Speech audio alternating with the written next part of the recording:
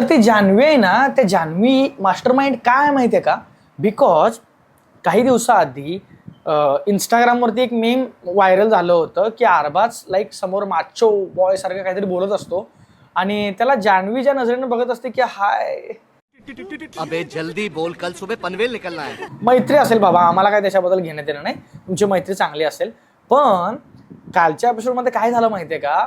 Literally Nikki जान्हवीला साईडला घेऊन येते आणि तिला आर्याबद्दल सांगत असते की आर्या आहे ना सगळं नाटक करायला लागले आणि आर्याला आहे ना अरबाज आवडतो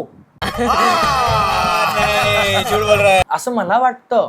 आणि मी अरबाजला बोलले होते की कदाचित तू तिला आवडतो त्यामुळं तिची जळायला लागली असं ती त्याला सांगते. आणि कोणासमोर सांगते माहितीये का? जान्हवी समोर.